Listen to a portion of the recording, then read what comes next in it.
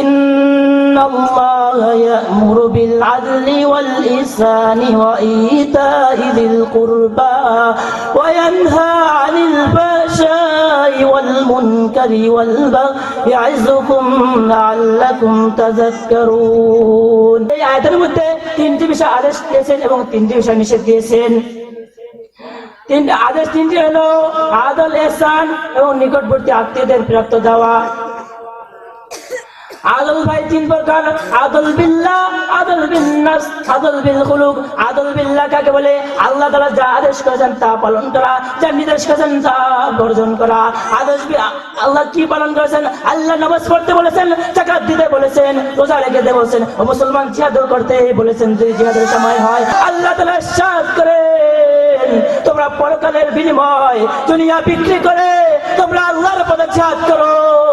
আল্লাহ তাআলা যে ব্যক্তি আল্লাহর পথে জিহাদ করবে আল্লাহ তাআলা তার মহা প্রতিদান দেবে। ও মুসলমান, আল্লাহ মহা প্রতিদানের কথা বলেছেন। ও মুসলমান, আল্লাহ তাআলা এটাকে আদল বিল্লাহ বলে। আর আদল বিন নাফস কাকে বলে? নিজের এমন কোনো ক্ষতি হবে, এমন কাজ বর্জন করা, কবরের মধ্যে তার অনেক শাস্তি দেওয়া হবে। চিন্তা করে দেখো না কবরে কি যাইবা না, চিন্তা করে দেখো না কবরে কি যাইবা না।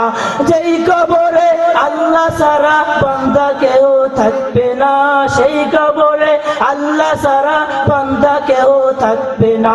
চিন্তা করে দেখো না কবরে কি যাইবা না, সেই কবরে আল্লাহ ছাড়া বান্দা কেউ থাকবে না। ও মুসলমান, আদল বিল খুলুক কাকে বলে?